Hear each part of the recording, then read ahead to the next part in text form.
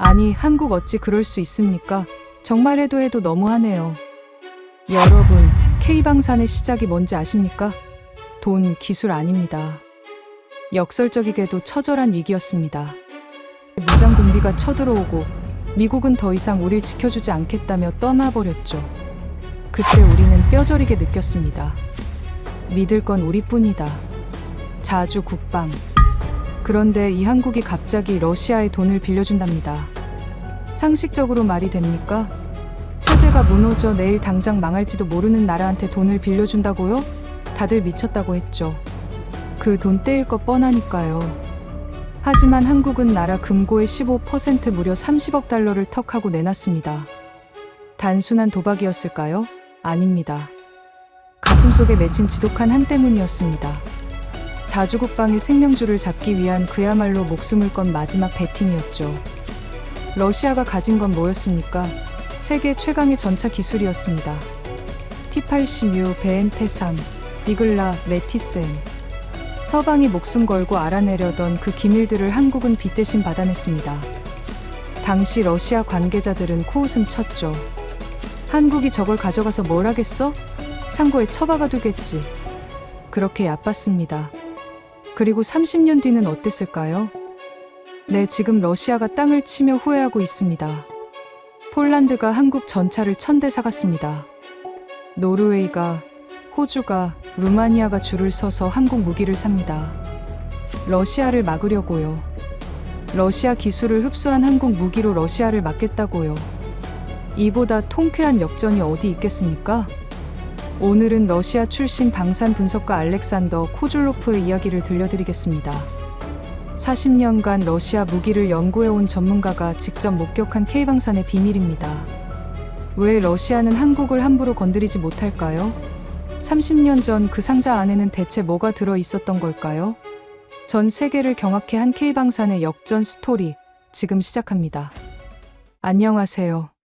저는 독일 베를린에서 방산 분석 일을 하고 있는 알렉산더 코줄로프입니다. 40년 넘게 기갑 전력과 미사일 체계를 분석해 온 사람이죠. 원래는 모스크바에서 태어났고 소련 붕괴 후 독일로 건너왔습니다. 러시아 무기의 설계 사상을 알고 강점을 알고 약점도 압니다. 그래서 더 소름이 돋습니다. 그 모든 것이 한국 손에 들어갔거든요. 세계에서 가장 빠르게 전차를 팔아치우는 나라가 어딘지 아십니까? 독일도 아닙니다. 미국도 아니죠. 바로 한국입니다. 2022년 폴란드가 한국산 K2 전차를 1000대 가까이 사들였습니다. K9 자주포도 수백 문 계약했죠. 노르웨이가, 호주가, 루마니아까지 줄을 섰습니다. 한국 방산 역사상 최대 규모의 수출 행진이었습니다. 저는 그 뉴스를 처음 접했을 때 커피잔을 내려놓고 한참을 멍하니 앉아 있었습니다. 도저히 믿기지 않았거든요. 저는 K2의 재원을 찾아봤습니다. 자동 장전 장치와 복합 장갑 그리고 수중도와 능력까지 분명히 서방식 전차인데 어딘가 익숙한 요소들이 눈에 들어오더군요. 러시아 전차의 유전자가 보였습니다. 그 순간 가슴이 서늘해졌습니다. 1996년에 넘어간 그 장비들이 어떤 결과를 가져왔는지 비로소 깨달은 거죠. 30년 전 우리가 대수롭지 않게 넘긴 것들이 이렇게 돌아올 줄은 상상도 못했습니다. 왜 러시아는 한국을 건드리지 못할까요? 서방에는 으르렁댑니다. 핵을 들먹이고 제재에 맞서고 전쟁까지 벌이죠.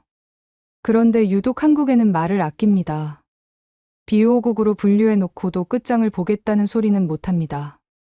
우연이 아닙니다. 30년 전 러시아는 치명적인 실수를 저질렀습니다. 빚을 갚는다며 상자 하나를 열었거든요. 러시아는 빚을 갚으려다 미래를 팔아넘긴 겁니다. 그리고 그 대가를 지금 치르고 있죠. 1991년 12월 소련이 무너졌습니다. 저는 그때 모스크바 군사기술연구소에서 보조연구원으로 일하고 있었습니다. 이제 막 경력을 쌓기 시작한 나이였죠. 어느 날 아침 출근했더니 건물 앞에 사람들이 웅성거리고 있었습니다. 정문이 굳게 잠겨 있더군요. 경비원에게 무슨 일이냐고 물었더니 예산이 끊겼다는 대답만 돌아왔습니다. 언제 다시 열릴지 아무도 모른다고 했죠. 어제까지 멀쩡히 일했는데 갑자기 문이 닫혀버린 겁니다. 아무런 공식 발표도 설명도 없었습니다. 그게 끝이었습니다. 옆에 서 있던 선임 연구원 세르게이의 손이 떨리고 있었습니다. 담배를 꺼내 물면서 이제 어쩌냐고 중얼거렸죠. 다른 자리를 알아봐야 한다고 했더니 세르게이가 쓴 웃음을 지었습니다. 지금 모스크바에서 연구원 뽑는 데가 어디 있느냐고 되물었습니다. 나라가 망하고 있는데 무슨 자리가 있겠느냐는 거였죠. 저는 대답하지 못했습니다. 세르게이의 말이 맞았거든요. 우리 둘 다 앞이 막막했습니다. 제국이 무너지는 건 이런 겁니다. 천천히 그러나 확실하게 모든 것이 멈춰버리는 거죠. 그 해 겨울 모스크바는 지옥이었습니다. 사람들은 빵 한 조각 사려고 새벽부터 줄을 섰습니다. 상점 앞에 늘어선 줄이 블록을 돌아갈 정도였죠. 영하 20도의 강추위 속에서 몇 시간씩 기다려야 했습니다. 월급을 석 달째 못 받은 군인들이 거리를 배회했습니다. 제복을 입고도 구걸하는 사람들이 있었습니다. 한때 세계를 두렵게 만들었던 붉은 군대의 장병들이 말입니다. 그 광경을 볼 때마다 가슴이 찢어지는 것 같았습니다. 어느 날 저는 예전 연구소 동료 드미트리를 우연히 만났습니다. 드미트리는 군수공장 쪽으로 자리를 옮겼다고 했죠. 허름한 식당에 앉아 보드카를 마시며 근황을 물었습니다. 공장은 돌아가고 있다고 했습니다. 기계는 멈추지 않았다고요. 하지만 드미트리의 표정은 어두웠습니다. 전차가 만들어지는데 사갈 사람이 없다는 거였죠. 주차장에 세워두고 녹쓰는 거 구경하는 게 일이라고 했습니다. 월급은 2달째 밀렸고 언제까지 버틸 수 있을지 모르겠다고 했죠. 드미트리는 잔을 비우며 조만간 자기도 저 거리로 나가게 될 거라고 중얼거렸습니다. 저는 아무 말도 할 수 없었습니다. 우리 모두의 미래가 그렇게 보였거든요. 저는 연구소가 문을 닫은 뒤에도 모스크바에 남아 있었습니다. 갈 곳이 없었거든요. 번역 아르바이트와 과외를 하며 닥치는 대로 일했습니다. 자존심 따위는 버린 지 오래였습니다. 살아남는 게 먼저였으니까요. 그렇게 4년을 버텼죠. 매일이 전쟁이었습니다. 내일 뭘 먹을지 다음 달 월세는 어떻게 낼지 끊임없이 걱정해야 했습니다. 그러다 1995년 기회가 찾아왔습니다. 베를린의 한 민간 싱크탱크에서 러시아 군사력 분석가를 구한다는 소식을 들은 겁니다. 러시아 출신의 군사 기술 배경이 있고 독일어가 가능한 사람을 찾고 있었죠. 조건이 딱 맞았습니다. 면접 때 독일인 소장이 왜 러시아를 떠나려고 하느냐고 물었습니다. 솔직히 미래가 안 보인다고 대답했죠. 러시아가 회복될 거라고 생각하지 않느냐는 질문에 회복되더라도 10년은 걸릴 거라고 했습니다. 저는 그때까지 기다릴 여유가 없었거든요. 소장은 냉정한 판단이라며 고개를 끄덕였습니다. 그렇게 저는 독일로 건너왔습니다. 1995년 가을이었죠. 조국을 등지고 떠나는 마음은 복잡했습니다. 배신자가 된 기분이었습니다. 하지만 살아남아야 했습니다. 독일에 정착한 뒤에도 저는 러시아 쪽 소식에 귀를 기울였습니다. 옛 동료들과 연락을 유지했고 가끔 모스크바를 방문하기도 했죠. 그즈음 묘한 소문이 들려왔습니다. 한국에 무기를 넘긴다는 이야기였습니다. 처음에는 대수롭지 않게 생각했습니다. 한국이라고요. 동아시아 끝에 있는 분단 국가 말입니다. 미국 무기나 사다 쓰는 나라 아닙니까? 러시아 장비를 가져가서 뭘 하겠습니까? 규격도 안 맞고 정비 체계도 다릅니다. 그냥 시험 좀 해보다가 창고에 처박아 두겠지 싶었습니다. 당시 러시아 관계자들 대부분이 비슷한 시각이었죠. 한국을 완전히 얕봤던 겁니다.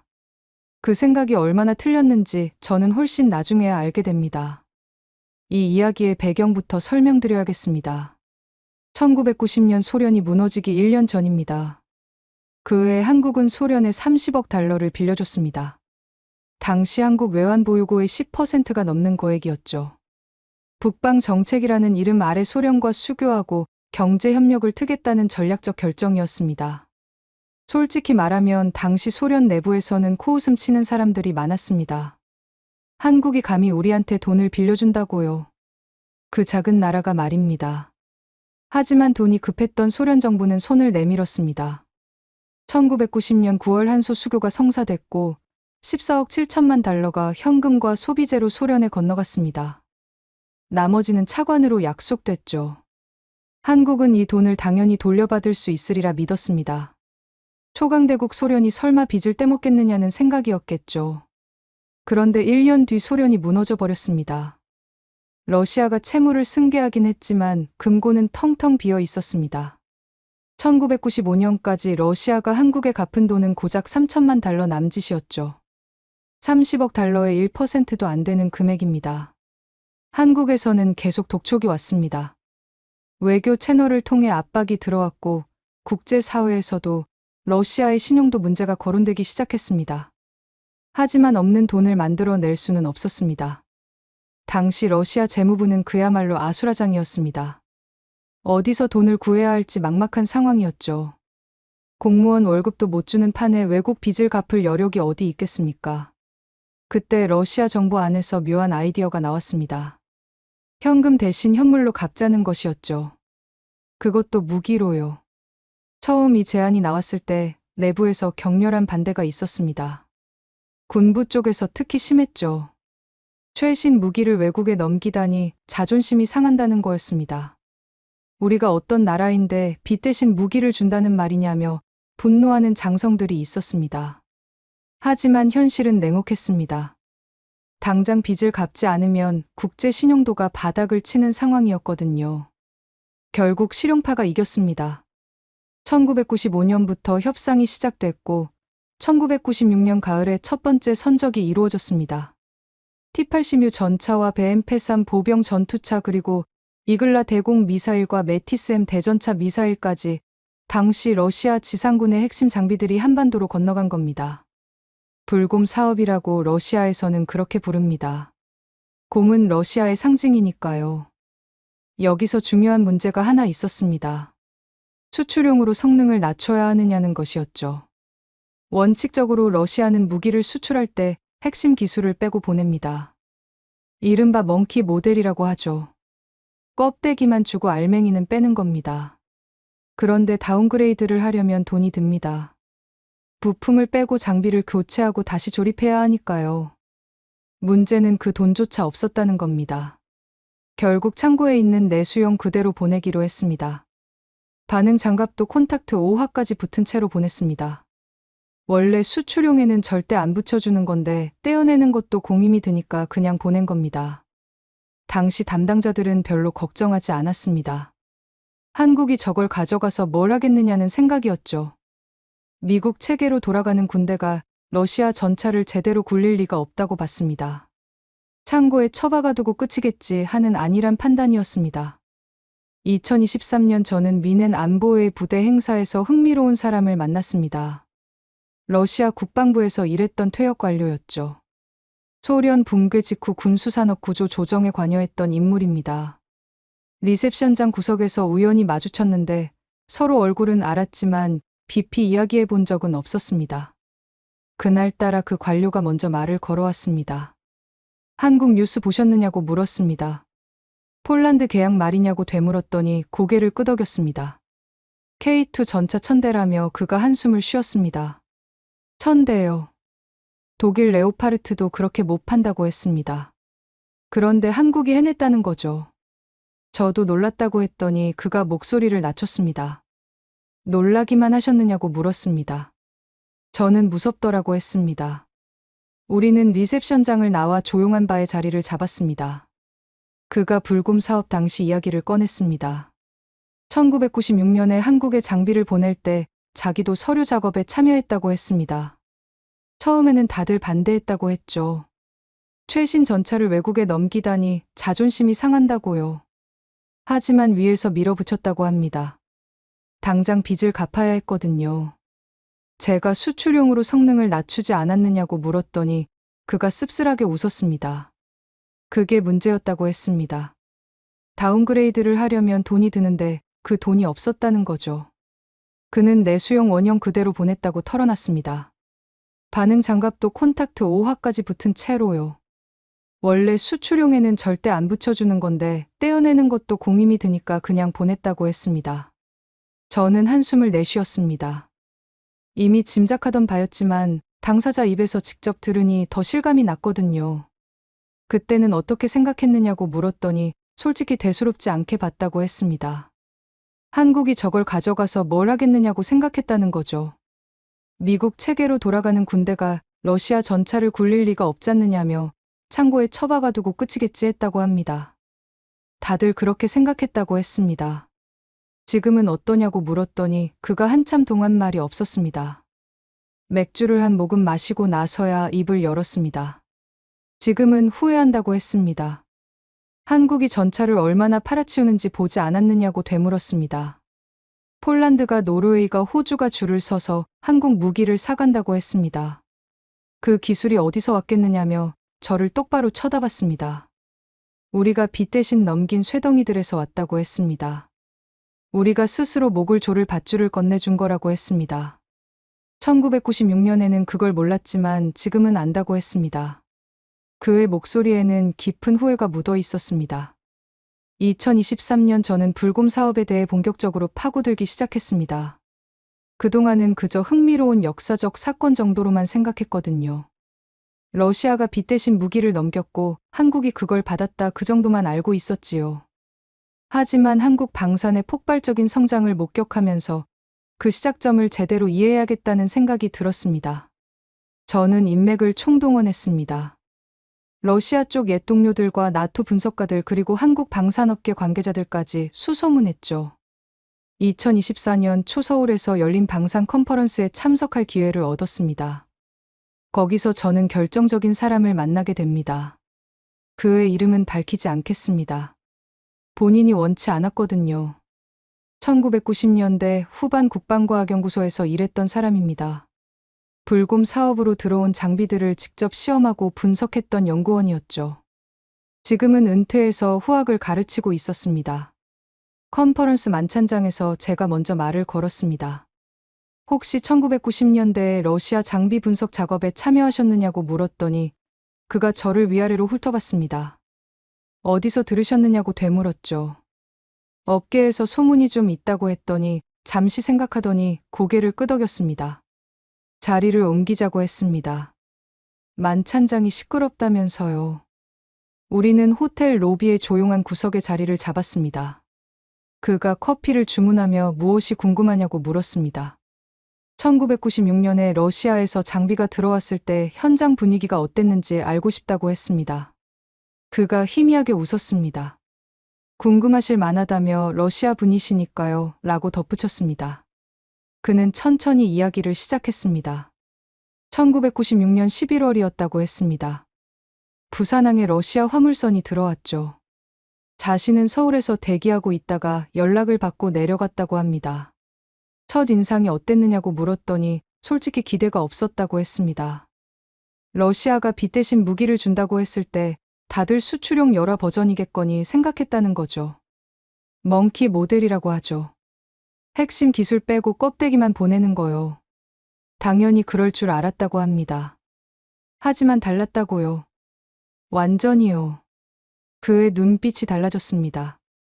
30년 전 기억을 떠올리는 것 같았죠. 첫 번째 컨테이너가 열렸을 때 자신은 T-80U 바로 앞에 서 있었다고 했습니다. 차체를 보는 순간 뭔가 이상하다는 걸 느꼈다고 했죠. 뭐가 이상했느냐고 물었더니 반응 장갑이 붙어 있었다고 했습니다. 콘탁트 5화요. 자료로만 봤던 물건인데 실물이 눈앞에 있었다고 합니다. 수출용에는 절대 안 붙여준다고 알려진 장비였거든요. 확인해 보셨느냐고 물었더니 당연하다고 했습니다. 기술진이 달라붙어서 사양을 체크했다고 합니다. 엔진과 장갑 그리고 사격 통제 장치 전부요. 결론은 내수용 원형 그대로였다고 했습니다. 다운그레이드 흔적이 하나도 없었다고요. 저는 고개를 끄덕였습니다. 미넨에서 만난 러시아 관료의 말과 일치했거든요. 현장 반응이 어땠느냐고 물었더니 처음에는 다들 멍했다고 합니다. 이게 진짜냐, 러시아가 실수한 거 아니냐, 그런 말들이 오갔다고 했습니다. 하지만 컨테이너가 하나씩 더 열릴수록 분위기가 바뀌었다고 합니다. 어떻게 바뀌었느냐고 물었더니 흥분으로 바뀌었다고 했습니다. 이건 대박이다, 이런 기회가 또 없다면서 연구원들 눈이 반짝거리기 시작했다고 합니다. 그가 T-80U 첫 시동 테스트 이야기를 들려줬습니다. 1997년 초였다고 합니다. 경기도 모처 시험장에서 첫 기동 테스트를 했죠. 자신도 현장에 있었다고 합니다. 시동이 걸리는 순간 소리부터 달랐다고 했습니다. 우리가 알던 전차 소리가 아니었다고요. 디젤 엔진의 둔탁한 진동이 아니라 고주파의 날카로운 굉음이었다고 합니다. 마치 제트기가 이륙하는 것 같았다고 했죠. 가스터빈 엔진이 그런 소리를 낸다는 건 알았지만 직접 들으니까 차원이 다르더라고 했습니다. 기동성은 어땠느냐고 물었더니 그게 진짜 충격이었다고 했습니다. 그가 몸을 앞으로 기울였습니다. 46톤짜리 강철 덩어리가 스포츠카처럼 튀어나갔다고 했습니다. 정지 상태에서 시속 32km까지 올리는데 6초도 안 걸렸다고 합니다. 급선회할 때는 궤도가 흙을 파헤치면서 먼지 구름이 일었다고 했죠. 춤을 추는 것 같았다고 표현했습니다. 드라이버 반응은 어땠느냐고 물었더니 테스트가 끝나고 해치를 열고 나왔는데 얼굴이 창백하더라고 했습니다. 손이 떨리고 있었다고요. 뭐라고 하던가요? 물었더니 그가 잠시 웃었습니다. K1이랑은 철학 자체가 다르다고 했답니다. K1은 내가 전차를 조종하는 느낌인데 이건 전차가 나를 끌고 가려 한다고요. 야수 같다고 했답니다. 길들여지지 않은 야수라고요. 저는 그 말을 듣고 고개를 끄덕였습니다. 러시아 전차의 특성을 정확하게 짚은 표현이었거든요. 서방 전차가 정밀함과 승무원 편의를 중시한다면 러시아 전차는 원초적인 돌파력을 추구합니다. 거칠지만 강력한 그게 소련 시절부터 내려온 기갑 철학이죠. 서울 컨퍼런스에서 만난 연구원은 화려한 이야기를 들려줬습니다. 전차가 춤추듯 달리고 장갑차가 물 위를 떠다니고 미국이 정보를 요청해 왔다는 이야기요. 하지만 저는 알고 있었습니다. 모든 성공담 뒤에는 고통이 숨어 있다는 거요. 러시아 무기를 40년간 분석해온 사람으로서 저는 그 장비들이 얼마나 다루기 까다로운지 잘 알거든요. 서방 체계에 익숙한 한국군이 하루아침에 러시아 장비를 길들였을 리가 없습니다. 그래서 저는 다른 사람을 찾았습니다. 현장에서 실제로 그 장비들과 씨름했던 사람을요. 수소문 끝에 연락이 닿은 사람은 예비역 원사였습니다. 1990년대 후반 기갑부대에서 정비 부사관으로 복무했던 분이죠. 불곰 사업 장비들을 직접 만지고 고치던 사람이었습니다. 우리는 서울 외곽의 한 식당에서 만났습니다. 그가 소주를 따르며 입을 열었습니다. 연구원들이 뭐라고 하던가요? 물었더니 대단한 성능이었다고 하더라고 전했습니다. 전차가 춤을 추는 것 같았다고요. 그가 피식 웃었습니다. 그 양반들은 시험장에서만 봤으니까 그렇다고 했습니다. 우리는 그 춤추는 전차를 매일 굴려야 했다면서 지옥이 따로 없었다고 했습니다. 그는 BM-83 이야기부터 꺼냈습니다. 1997년 여름이었다고 합니다. 장마가 막 끝나고 불볕더위가 시작됐죠. BM-83 탑승 훈련이 잡혀 있었다고 합니다. 어땠느냐고 물었더니 처음에는 다들 신기해했다고 합니다. 러시아제 최신 장갑차라면서요. 100mm 주포에 30mm 기관포까지 화력 하나는 끝내준다고 했으니까요. 그가 소주잔을 비웠습니다. 근데 타보니까 딴 세상이더라고 했습니다. 뭐가 문제였느냐고 물었더니 더위라고 했습니다. 상상을 초월했다고요. 그가 고개를 저었습니다. BM-83은 엔진이 차체 뒤쪽에 있거든요. 그런데 병력 탑승 공간이 바로 그 엔진 위에 있다고 합니다. 쉽게 말해서 병사들이 난로 위에 앉아 있는 거라고 했습니다. 러시아에서는 문제가 안 됐겠죠. 추우니까요. 시베리아에서는 오히려 난방 효과가 있었을 거라고 했습니다. 근데 한국 여름은 다르잖느냐고 했습니다. 그가 담배를 꺼내 물었습니다. 첫 훈련 때 출발하고 10분도 안 돼서 병사 하나가 쓰러졌다고 합니다. 쓰러졌다고요? 물었더니 열사병이라고 했습니다. 차 내 온도가 50도 가까이 올라갔거든요. 거기다 엔진 진동에 기름 냄새 환기도 안 되고요. 병사가 토하면서 쓰러졌다고 합니다. 훈련 중단하고 의무대로 실어 날랐다고 했습니다. 저는 고개를 끄덕였습니다. 충분히 예상할 수 있는 문제였거든요. 그 뒤로 어떻게 했느냐고 물었더니 여름 훈련은 새벽이나 밤에만 했다고 합니다. 낮에는 못 한다고요. 타면 쓰러지니까요. 병사들 사이에서 별명이 붙었다고 합니다. 뭐라고요 물었더니 찜통이라고 했습니다. 베엠페삼 대신 그냥 찜통이라고 불렀다고요. 문제는 더위만이 아니었습니다. 정비가 진짜 지옥이었다고 그가 말했습니다. 뭐가 그렇게 어려웠느냐고 물었더니 일단 부품 규격이 다 달랐다고 합니다. 볼트 하나, 게스킷 하나까지 전부 러시아 규격이었거든요. 한국 시장에서는 구할 수가 없었다고 합니다. 그럼 어떻게 했느냐고 물었더니 러시아에 주문해야 했다고 합니다. 근데 그게 석 달이 걸린다고요. 빨라야 석 달 늦으면 반년이라고 했습니다. 그가 한숨을 내쉬었습니다. 부품 하나 없어서 장비 전체가 놀고 있다고요. 그게 한두 대가 아니었다고 합니다. 해결책이 있었느냐고 물었더니 편법이라고 했습니다. 그가 씁쓸하게 웃었습니다. 두 대 중 한 대를 부품 공여용으로 돌렸다고 합니다. 한 대를 뜯어서 다른 한 대를 살리는 거죠. 우리끼리 돌려막기라고 불렀다고 합니다. 그게 가능했느냐고 물었더니 선택의 여지가 없었다고 했습니다. 장비를 완전히 세워둘 수는 없잖느냐고요. 훈련은 해야 하니까요. 그가 담배 연기를 내뿜었습니다. 웃긴 건요, 그 돌려막기를 하면서 장비 구조를 다 외웠다고 합니다. 어떤 부품이 어디 들어가는지, 어떻게 떼고 어떻게 끼우는지 매뉴얼 볼 필요도 없이 손이 기억하게 됐다고요. 전화위복이었군요 했더니 그때는 몰랐다고 합니다. 그냥 죽을 맛이었다고요. 매뉴얼 이야기가 나왔으니 말인데 그게 또 다른 지옥이었다고 합니다. 러시아어 매뉴얼이 왔거든요. 수천 페이지짜리요. 번역은 됐느냐고 물었더니 됐다고 합니다. 근데 그게 문제였다고요. 그가 피식 웃었습니다. 번역을 누가 했는지 아느냐고 물었습니다. 러시아어 전공한 민간인들이요. 군사 용어를 모르는 사람들이었다고 합니다. 결과가 어땠느냐고 물었더니 엉망이었다고 합니다. 한 번은 정비 교범을 보고 있는데 볼트 체결 지침이 나오더라고요. 규정 토크로 조이시오라고 써 있어야 할 자리에 뭐라고 써 있었는지 아느냐고 물었습니다. 뭐라고요 물었더니 부드럽게 달래서 넣으시오라고 써 있었다고 합니다. 저는 웃음을 터뜨렸습니다. 러시아어 관용 표현을 그대로 직역한 거예요. 기술 문서인데 시 쓰듯이 번역해놨다고요. 그걸로 정비가 가능했느냐고 물었더니 불가능했다고 합니다. 그 번역 믿고 작업했다가 볼트가 헐거워져서 부품이 떨어져 나간 적도 있다고 합니다. 하마터면 큰일 날 뻔했다고요. 그 뒤로는 번역본을 안 믿었다고 합니다.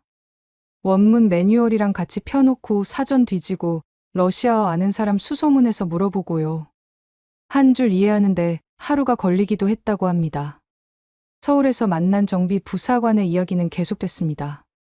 러시아 교관단 이야기도 나왔습니다. 기술 전수를 위해 러시아에서 교관들이 왔거든요. 장비 운용법이랑 정비 기술을 가르쳐 주러요. 도움이 됐느냐고 물었더니 됐다고 합니다. 근데 소통이 문제였다고요. 그가 한숨을 쉬었습니다. 삼중 통역이라고 들어보셨느냐고 물었습니다. 삼중이요 했더니 러시아 교관이 러시아어로 말한다고 합니다. 그걸 러시아어 영어 통역이 영어로 바꾸죠. 그리고 영어 한국어 통역이 다시 한국어로 전달한다고요.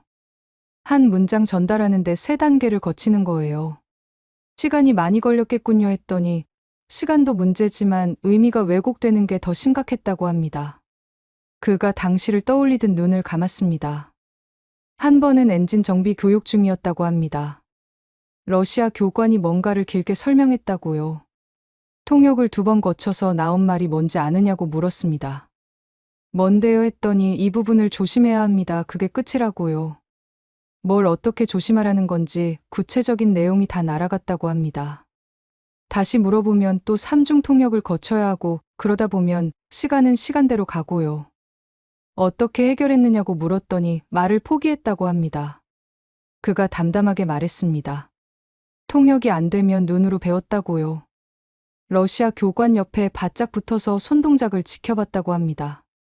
저 사람이 뭘 하는지는 모르겠지만 손이 어디로 가는지는 보이니까 그거라도 따라하자 했다고요. 효과가 있었느냐고 물었더니 있었다고 합니다. 오히려 더 정확히 배운 것 같기도 하다고요. 말로 들으면 흘려듣기 쉬운데 눈으로 보면 놓칠 수가 없거든요. 온 신경을 집중해야 하니까요. 러시아 교관 중 한 명이 나중에 이런 말을 했다고 합니다. 한국 사람들은 이상하다고요. 설명을 못 알아듣는 것 같으면서 막상 해보면 정확하게 해낸다고요. 마치 눈으로 기술을 훔쳐가는 것 같다고 했답니다. 저는 그 말에 묘한 감정을 느꼈습니다. 불편한 상황을 오히려 학습의 기회로 바꿔버린 거였으니까요. 가장 인상 깊었던 순간을 물었을 때 그는 잠시 생각하다가 대답했습니다. 메티스M 첫 실사격이라고요. 대전차 미사일 말이냐고 물었더니 그렇다고 했습니다. 1998년쯤이었을 거라고요. 시험 사격이 있었는데 자기도 현장에 있었다고 합니다. 어땠느냐고 물었더니 처음에는 다들 긴장했다고 합니다. 러시아제 미사일을 직접 쏴보는 거니까요. 표적은 수백 미터 전방에 설치한 패전차였다고 합니다. 그가 눈을 반짝였습니다. 발사 버튼이 눌렸다고 합니다. 미사일이 포구를 떠났죠. 근데 그 다음 순간 이상한 일이 벌어졌다고요. 뭐가요? 물었더니 미사일이 표적을 향해 직진하지 않고 갑자기 위로 솟구쳤다고 합니다. 거의 수직으로 하늘을 향해 올라갔다고요. 고장난 거냐고 물었더니 다들 그렇게 생각했다고 합니다. 불량이다 오발이다 소리가 여기저기서 터져 나왔다고요. 자기도 저게 어디 떨어지나 걱정했다고 합니다. 그가 잠시 말을 멈췄습니다. 그런데 미사일이 최고점에 도달하더니 방향을 확 꺾었다고 합니다. 급강하기 시작했다고요. 그리고 정확하게 표적 전차의 상부를 때렸다고 합니다. 명중한 거냐고 물었더니 완벽하게요라고 했습니다. 패전차가 불길에 휩싸였다고요. 그가 고개를 저었습니다. 현장이 조용해졌다고 합니다. 아무도 말을 못했다고요. 방금 뭘 본 거지 그런 표정들이었다고 합니다. 그게 뭐였느냐고 물었더니 탑 어택이라고 했습니다. 전차의 상부 장갑은 측면이나 전면보다 얇다고 합니다. 그래서 정면으로 들이받는 대신 위로 올라갔다가 내리꽂는 거라고요. 반응 장갑이 있어도 위에서 떨어지면 맞기 어렵거든요. 그날 이후로 대전차 전술에 대한 생각이 바뀌었다고 합니다. 정면 대결만이 답이 아니구나, 약한 곳을 찾아서 파고들 수도 있구나 하고요. 그가 덧붙였습니다. 그 개념이 나중에 현군 개발에 들어갔다고 들었다고요. 우리도 탑 어택이 되는 미사일을 만든 거죠. 저는 그의 이야기를 들으면서 많은 생각이 들었습니다. 찜통 같은 장갑차와 엉망인 번역 그리고 삼중 통역의 답답함과 부품 부족의 절망까지요. 겉으로 보기에는 그냥 고생담입니다.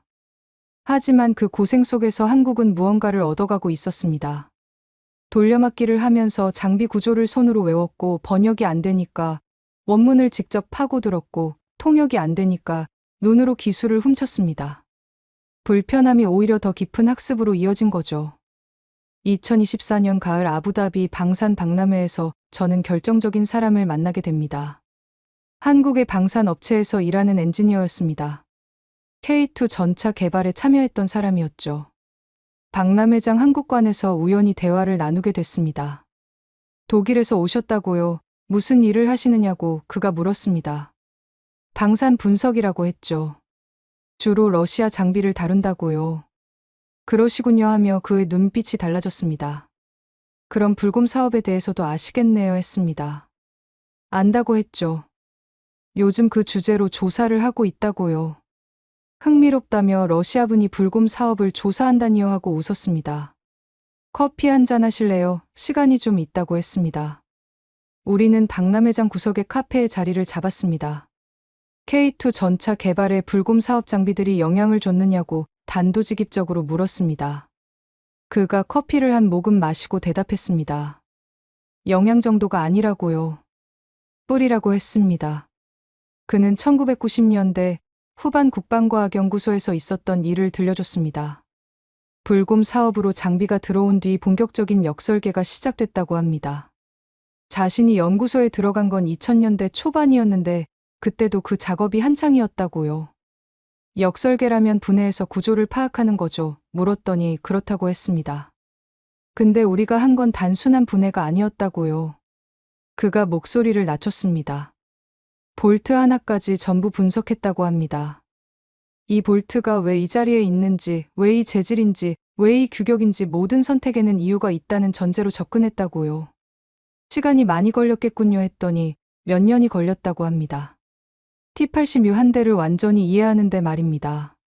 하지만 그만한 가치가 있었다고요. 어떤 가치냐고 물었더니 잠시 생각하더니 대답했습니다. 설계 철학을 배웠다고요. 러시아 사람들이 왜 이런 선택을 했는지 이해하게 된 거라고 했습니다. 그가 구체적인 예를 들어줬습니다. T-80U의 자동 장전 장치를 분석할 때였다고 합니다. 처음에는 다들 의아해했다고요. 뭐가요? 물었더니 전자 제어가 거의 없었다고 합니다. 서방 기준으로 보면 구식이었죠. 케미랑 기어 스프링으로 작동하는 순수 기계식이었다고요. 그게 문제였느냐고 물었더니 처음에는 그렇게 생각했다고 합니다. 왜 이렇게 원시적으로 만들었을까? 전자 제어를 넣으면 훨씬 정밀해질 텐데 했다고요.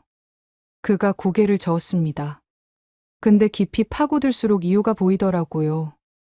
어떤 이유냐고 물었더니 생존성이라고 했습니다. 전자 장비는 충격에 취약하다고요. 피격당하거나 험한 지형을 달리면 고장나기 쉽죠. 근데 기계식은 다르다고 합니다. 전기가 나가도 회로가 타도 기어랑 스프링은 돌아간다고요. 러시아 설계자들은 최악의 상황을 가정한 거라고 했습니다. 전장에서는 뭐든 고장날 수 있다 그러니까 가장 단순하고 튼튼한 방식을 선택하자. 그게 러시아 기갑 철학의 핵심이었다고요. 저는 고개를 끄덕였습니다. 제가 아는 러시아 설계 사상과 일치하는 분석이었거든요.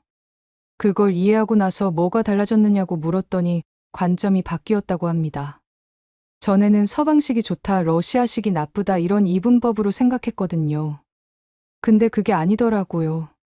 서방은 서방 나름의 논리가 있고 러시아는 러시아 나름의 논리가 있는 거였다고 합니다. 둘 다 맞는 거예요. 환경과 목적에 따라 다른 선택을 한 것뿐이죠. 그래서요 물었더니 우리는 둘 다 가져가기로 했다고 합니다. 그가 웃었습니다. 러시아의 기계적 신뢰성에 서방의 전자 기술을 결합하는 거죠. 양쪽 장점을 모두 취하는 하이브리드 접근법이었다고요. K2 전차 개발 이야기가 나왔습니다. K2를 설계할 때 가장 큰 논쟁이 뭐였는지 아느냐고 물었습니다. 뭐였느냐고 물었더니 자동 장전 장치 도입 여부였다고 합니다. 서방 전차는 대부분 4인 승무원 체계거든요. 전차장과 포수 그리고 조종수 그리고 장전수요.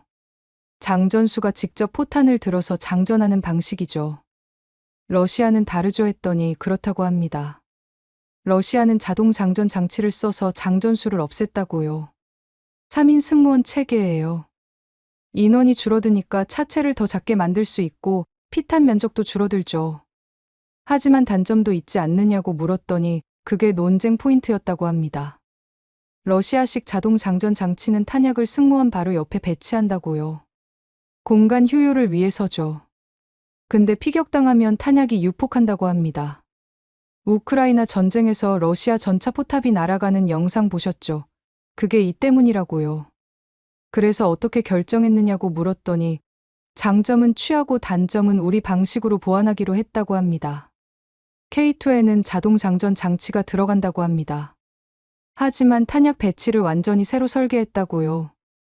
포탑 후방에 분리된 탄약고를 만들고 장갑으로 격리했다고 합니다.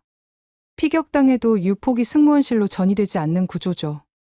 러시아의 개념에 서방의 안전 설계를 더한 거군요 했더니 정확하다고 했습니다. T-80U를 분석하지 않았으면 나올 수 없는 설계였다고요. 러시아가 왜 자동 장전을 선택했는지 그 장점이 뭔지 이해했기 때문에 가능했던 거라고 합니다. 2022년 2월 24일 러시아가 우크라이나를 침공했습니다. 저는 그날 아침 베를린 사무실에서 뉴스를 보고 있었습니다. 러시아군 전차 부대가 국경을 넘는 영상이 화면에 나오더군요. 수백 대의 기갑 차량이 줄지어 이동하는 장면이었습니다. 동료 분석가가 제 옆으로 다가왔습니다. 이거 봤느냐고 물었습니다. 보고 있다고 했죠. 어떻게 될 것 같으냐고 우크라이나가 버틸 수 있을까 물었습니다. 저는 잠시 생각했습니다. 러시아군의 규모와 장비 수준 그리고 우크라이나의 방어 태세까지 냉정하게 계산하면 답은 하나였죠. 솔직히 며칠이면 끝날 거라고 했습니다. 키이우까지 밀어붙이면 우크라이나가 막을 수 없다고요. 그게 제 예상이었습니다. 대부분의 서방 전문가들도 비슷하게 봤죠. 하지만 현실은 완전히 달랐습니다. 전쟁이 장기화되면서 충격적인 장면들이 쏟아져 나왔습니다. 러시아 전차가 불타고 있었습니다. 진흙탕에 빠져서 꼼짝 못하는 전차 드론 공격에 포탑이 날아가는 전차, 대전차, 미사일에 관통당하는 전차요. 한때 세계를 두렵게 만들었던 러시아 기갑의 위용은 온데간데 없었습니다. 저는 그 영상들을 보면서 복잡한 감정에 빠졌습니다. T-72와 T-80 그리고 T-90까지요. 제가 젊은 시절 연구했던 바로 그 계보의 전차들이 고철 덩어리로 변해가고 있었거든요. 설계 사상을 알고 강점을 알고 약점도 아는 장비들이었습니다. 문제가 뭐였을까요? 여러 요인이 있었습니다. 전술적 실패와 보급선 붕괴 그리고 지휘 체계 혼란까지요. 하지만 더 근본적인 문제가 있었습니다. 러시아 전차의 설계 철학 자체가 현대전에서 약점으로 드러난 거죠. 자동 장전 장치 때문에 탄약이 승무원 바로 옆에 배치되어 있었습니다. 측면이나 상부가 관통당하면 탄약이 한꺼번에 유폭했죠. 포탑이 수십 미터 공중으로 날아가는 장면이 계속 나왔습니다. 반응 장갑도 현대 대전차 미사일 앞에서는 무력했습니다. 1990년대에는 최신 기술이었지만 30년이 지난 지금은 이야기가 달랐죠. 우크라이나 전쟁은 러시아 무기의 신화를 무너뜨렸습니다. 수십 년간 쌓아온 명성이 몇 달 만에 무너져 내렸죠. 그런데 흥미로운 일이 벌어지기 시작했습니다. 전쟁이 시작된 지 몇 달 뒤 폴란드가 대규모 무기 도입 계획을 발표했습니다. 저는 그 소식을 듣고 당연히 독일이나 미국 장비를 살 거라고 생각했죠. 그런데 아니었습니다. 한국이었습니다. K2 전차 1000대 K9 자주포 648문 FA50 경공격기 48대요. 계약 규모가 수십조 원에 달했습니다. 저는 처음에 뉴스를 잘못 본 줄 알았습니다. 한국이라고요? 한국에서 전차를 1000대나 산다고요? 동료에게 확인했더니 사실이었습니다. 믿기 어렵지 나도 놀랐다고 했습니다. 독일 레오파르트도 아니고 미국 에이브럼스도 아니고 한국산이라고요. 왜 한국이지? 폴란드가 한국 무기를 써본 적이 있느냐고 물었더니 K9 자주포를 이미 운용 중이라고 했습니다. 2014년에 도입했다고요. 현장 평가가 좋았나 보다고 했습니다. 2023년 초 저는 바르샤바에서 열린 동유럽 안보 포럼에 참석했습니다. 폴란드 국방 관계자들을 만날 기회가 있었죠. 리셉션장에서 폴란드 국방부 소속 대령과 대화를 나누게 됐습니다. 한국을 선택한 이유가 뭐냐고 물었습니다. 간단하다고 했습니다. 시간이라고요. 우크라이나 상황 보지 않았느냐고 물었습니다. 러시아가 바로 옆에 있다고요. 내일이라도 국경을 넘을 수 있다고 했습니다. 우리에게는 당장 전차가 필요했다고요. 5년 뒤가 아니라 지금이라고 했습니다. 독일 레오파르트는 어떠냐고 물었더니 고개를 저었습니다. 독일에 문의했다고요. 생산 라인이 포화 상태랍니다. 의미 있는 수량을 받으려면 최소 5년은 기다려야 한다더군요. 미국은 어떠냐고 물었더니 미국도 비슷하다고 했습니다. 자국 물량 채우기도 바쁘고 정치적 절차도 복잡하고 2년 안에 대량으로 받기는 어렵다고요. 그가 어깨를 으쓱했습니다. 그런데 한국은 달랐다고요. 계약하면 1년 안에 첫 물량이 들어온다고 하더랍니다. 생산 라인을 바로 풀가동할 수 있다고요. 그게 가능하냐고 물었더니 실제로 가능했다고 합니다. 2022년에 계약했는데 2023년에 이미 전차가 들어오기 시작했다고요. 독일이었으면 아직 협상 중이었을 거라고 했습니다. 2025년 여름 저는 흥미로운 현상을 목격했습니다. 세계 각국의 방산 컨퍼런스에 참석할 때마다 한국 이야기가 나왔거든요. 유럽에서도 중동에서도 아시아에서도요. 주제가 뭐든 간에 어느 순간 한국이 언급됐습니다. 그런데 더 흥미로운 건 따로 있었습니다. 한국은 말을 아끼고 있었습니다. 우크라이나 전쟁에 대해서도 러시아와의 관계에 대해서도 중국 문제에 대해서도 공식적인 입장 외에는 별다른 언급이 없었죠. 그런데도 모든 강대국들이 한국을 계산에 넣고 있었습니다. 움직이지 않는데 판을 흔드는 나라, 침묵하는데 모두가 신경 쓰는 나라. 저는 그 역설이 궁금해졌습니다. 워싱턴에서 열린 국제전략연구소 세미나에 참석했습니다. 인도 태평양 안보를 주제로 한 패널 토론이었죠. 토론이 끝난 뒤 국무부 출신의 전직 관료와 이야기를 나눌 기회가 있었습니다. 요즘 워싱턴에서 한국을 어떻게 보고 있느냐고 물었습니다. 복잡하게 보고 있다고 대답했습니다. 복잡하다니요 물었더니 한국이 중요해졌기 때문이라고 했습니다. 예전과는 차원이 다르다고요. 10년 전만 해도 한국은 동맹국 중 하나였다고 합니다. 중요하긴 하지만 일본이나 유럽에 비하면 우선순위가 낮았죠. 북한 문제가 불거질 때나 주목받는 정도였다고요. 지금은 다르냐고 물었더니 완전히 다르다고 했습니다. 한국이 방산 강국이 되면서 계산이 달라졌다고요. 그가 목소리를 낮췄습니다. 솔직히 말하면 미국 입장에서 한국의 방산 성장은 양날의 검이라고 했습니다. 어떤 의미에서냐고 물었더니 한편으로는 좋다고요. 동맹국이 강해지는 거니까요. 러시아나 중국을 견제하는 데 도움이 된다고 합니다. 폴란드 같은 나라들이 한국 무기를 사면 미국이 직접 공급하지 않아도 나토 전력이 강화되는 거잖느냐고요. 다른 한편으로는요 물었더니 경쟁자가 생긴 거라고 했습니다. 미국 방산업체들 입장에서는 시장을 뺏기는 거거든요. 폴란드가 한국 전차를 1000대 사면 그만큼 미국 전차 판매가 줄어드는 거잖느냐고요. 워싱턴에서는 두 가지 시각이 공존한다고 합니다. 동맹 강화 측면에서 환영하는 목소리와 산업 경쟁 측면에서 우려하는 목소리가요. 한국이 커질수록 이 긴장이 더 복잡해질 거라고 했습니다. 서울을 다시 방문했습니다. 한국 외교안보 분야의 전직 관료를 만날 기회가 있었죠. 한국이 침묵하는 이유가 뭐냐고 단도직입적으로 물었습니다. 그가 빙그레 웃었습니다. 침묵이라고 보시느냐고요. 그렇게 보인다고 했습니다. 모든 강대국들이 한국을 주목하는데 한국은 말을 아끼고 있잖느냐고요. 그게 답일 수도 있다고 했습니다. 무슨 뜻이냐고 물었더니 생각해보라고 했습니다. 한국이 어느 한쪽에 확실히 서면 어떻게 되겠느냐고요. 미국 편에 완전히 서면 중국과 러시아가 적대적으로 나올 거라고 합니다. 중국 쪽으로 기울면 미국과의 동맹이 흔들리겠죠. 어느 쪽이든 손해가 크다고요. 그래서 중간에 서 있는 거냐고 물었더니 중간이라기보다는 선택을 유보하고 있는 거라고 했습니다. 상황을 지켜보면서 최적의 타이밍을 기다리는 거라고요. 그가 차를 마셨습니다. 재미있는 건 한국이 움직이지 않는 것 자체가 영향력이 된다는 거라고 했습니다. 어떻게요 물었더니 모든 강대국들이 한국의 선택을 기다리고 있잖느냐고요. 한국이 어디로 갈지 모르니까 다들 한국을 자극하지 않으려고 조심한다고 합니다. 미국도 중국도 러시아도요. 움직이지 않는 게 힘이 되는 거라고 했습니다. 모든 가능성을 열어두면서 모든 쪽에 영향을 미치는 거죠.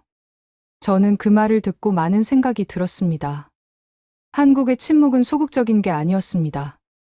계산된 거였죠. 작은 나라가 강대국들 사이에서 살아남는 방법 어느 한쪽에 올인하지 않으면서 모든 쪽에 필요한 존재로 남는 것 한국은 그 게임을 하고 있었습니다. 방산 강국이 됨으로써 카드를 손에 쥐었고 그 카드를 쉽게 내려놓지 않음으로써 가치를 유지하고 있었죠. 30년 전 한국은 러시아에 돈을 빌려주고 무기를 받았습니다. 그때는 약한 나라였죠. 강대국의 처분을 받아들여야 하는 위치였습니다. 30년 뒤 상황이 완전히 뒤집혔습니다. 이제는 강대국들이 한국을 의식합니다. 미국도 중국도 러시아도 유럽도 모두가 한국의 선택을 주목하고 있죠. 한국은 그 주목 속에서 침묵을 유지하고 있습니다. 움직이지 않으면서 영향력을 행사하고 있죠. 이건 약자의 침묵이 아닙니다. 강자의 침묵이에요. 카드를 손에 쥔 자가 기다리는 겁니다.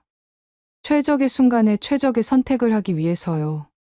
불곰 사업으로 시작된 여정이 여기까지 왔습니다. 빚쟁이 나라에서 강대국들이 눈치 보는 나라로요. 역사의 수레바퀴는 정말 묘하게 돌아갑니다. 저는 러시아 출신이지만 한국에 박수를 보냅니다. 주어진 것을 최대한 활용하는 나라, 고통을 회피하지 않고 정면으로 부딪히는 나라, 배움을 멈추지 않는 나라요. 그런 나라는 이깁니다. 역사가 그걸 증명해 왔죠. 불곰은 끝났습니다. 이제 한국의 시간입니다.